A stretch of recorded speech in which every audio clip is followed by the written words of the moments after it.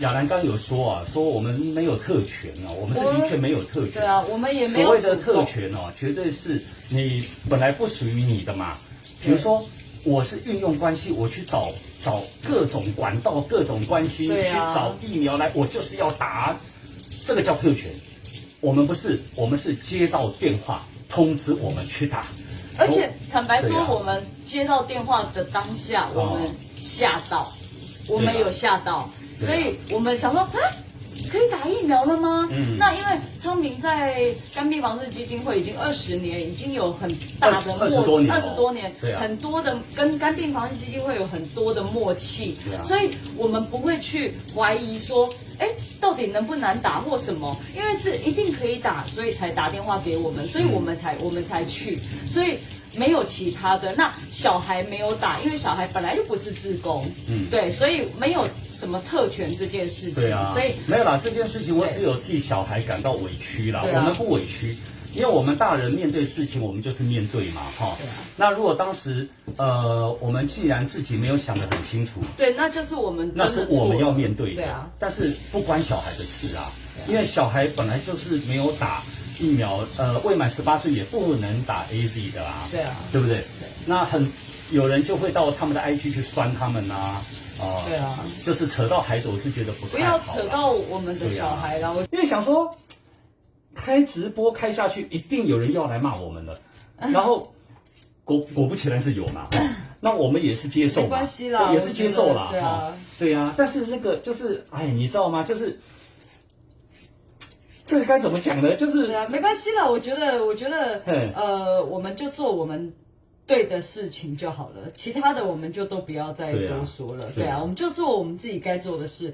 那我觉得我就是做我能力所及的事，然后对这个社会好的事情，这样子就好了。对啊，然后另外一个就是说，有很多人都会说啊，你们那个既然疫苗有打了，就去前线吧，去照顾吧。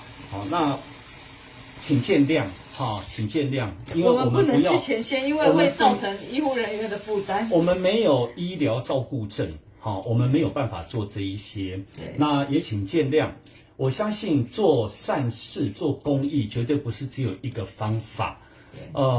任何只要是好的事情或是对的事情，每一个角色所做出来聚集成大的能量都是好的，对啊。那我们就照我们可以扮演的角色去做这些事情，对啊。大概就是这样，对啊。对啊，甚至这次还有人说，你看吧，就说得很酸啊，你看你们打的疫苗了，派对收了，活该，谢谢指教，谢谢。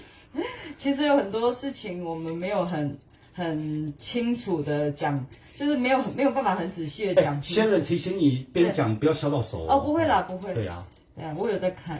对啊。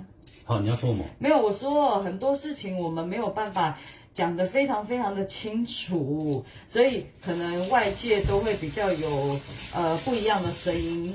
那我觉得这个也是没有办法的事情，对啊，所以也请大家多见谅，对啊，也解释不来啦。对啊，解释不来了。我觉得解释了，大家就算知道了也于事无补啊。对啊，所以因为我以前我有时候想说，我以前都跟那个亚兰讲说，你不要去看那些负面的嘛，你看那干嘛呢？什么点点叉叉。后来这一次，我想说，不是他说，而且你知道，因为我想说，我不能不知道人家在骂我们什么，你知道吗？因为不然我搞不清楚状况也不行，所以从头到尾我就一直在看。对，然后呢，我大概要知道状况。我有时候真的对啊。